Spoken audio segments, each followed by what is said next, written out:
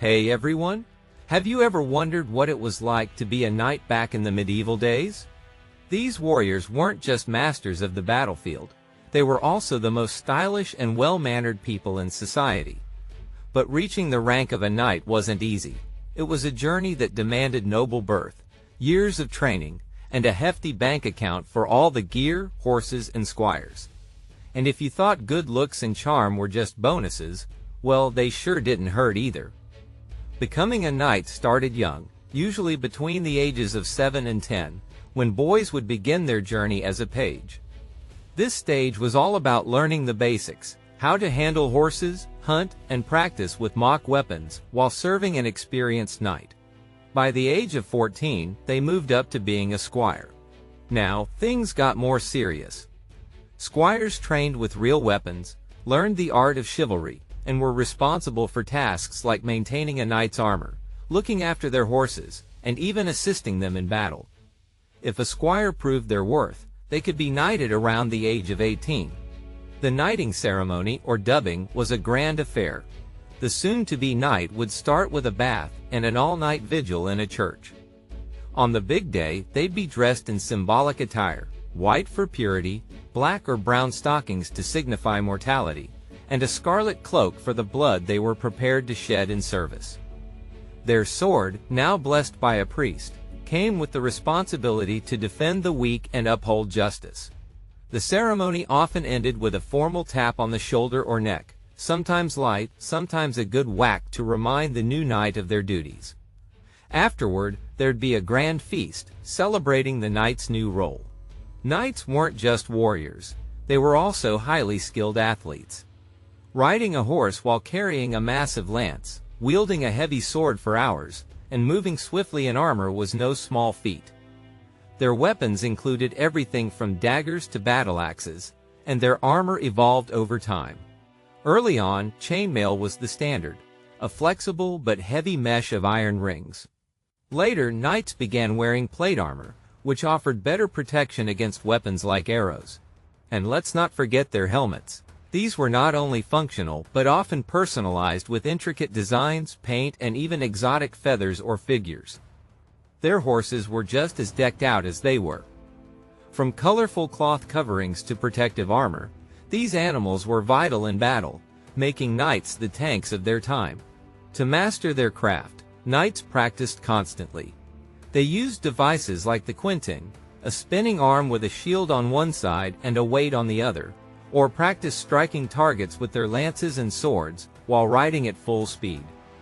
This training prepared them for their roles as defenders of castles, elite soldiers on the battlefield, or even independent mercenaries. Some joined military orders like the Knights Templar, combining their faith with the ultimate training and weaponry of the time. And that's not all. When knights weren't on the battlefield, they found other ways to keep their skills sharp and their competitive spirits alive. Tournaments were a huge part of a knight's life, and they came in two main flavors. First, there was the melee, a wild mock cavalry battle where the goal was to capture opponents and hold them for ransom. Then there was the joust, the one-on-one showdown where two knights charged at each other with lances, aiming to knock the other off their horse. It was all about precision, power, and a whole lot of courage. To make things safer, well, somewhat safer, lances were sometimes fitted with special tips designed to reduce the impact, and swords were blunted for practice bouts. Even then, injuries weren't uncommon, and the thrill of the competition was very real. Knights often wore specialized jousting armor that sacrificed mobility for extra protection on vulnerable areas like the face and arms. Tournaments were a spectacle, with knights dressing up as legendary heroes or mythological figures, adding a dramatic flair to the action. And since local nobles and their families came to watch, these events became prime opportunities to show off chivalry and charm. Over time, some knights became full-time tournament competitors, honing their skills to win prizes and build their reputation. Outside of tournaments, knights had a reputation for being the fashion icons of their day. Their clothing wasn't just about style, it was a status symbol. While most people wore wool, knights had access to luxurious materials like silk, brocade, and fur. Their tunics, cloaks, and hats often featured bold colors like crimson, blue, or purple, along with intricate embroidery, gold stitching, and fancy buttons. Accessories like jeweled brooches and elaborate belt buckles added even more flair. With all their finery, a knight walking through town was impossible to miss. When it came to leisure, knights had plenty of ways to stay entertained. Hunting was a favorite pastime, involving everything from tracking deer and boars to chasing foxes and hares. It was a team effort, with beaters and dogs helping flush out the prey before the knight delivered the final blow with a bow or lance. Falconry was another beloved pursuit, blending practicality with a sense of mystique. Using trained birds like peregrines and goshawks, knights hunted forest birds or larger game like cranes. This wasn't just sport, it was an art form, steeped in tradition and symbolism. Knights also had an artistic side. As part of their chivalric code, they were expected to appreciate and even create poetry, often performing it themselves.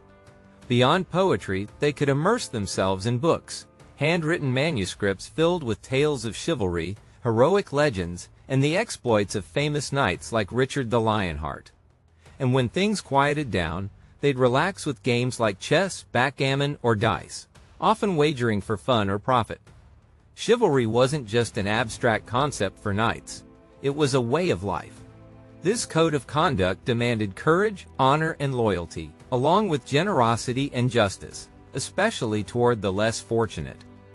A knight who failed to uphold these values risked not only personal disgrace, but also the ruin of their family's reputation. Punishments for such dishonor were harsh, from losing their spurs to having their coat of arms defaced or destroyed. And when a knight's time came to an end, many chose to join military orders like the Templars, ensuring a dignified burial and a lasting legacy. Effigies carved in stone, often showing knights in full armor, still stand in churches across Europe today. They're a powerful reminder of the respect knights commanded in medieval society, and the enduring fascination with their world.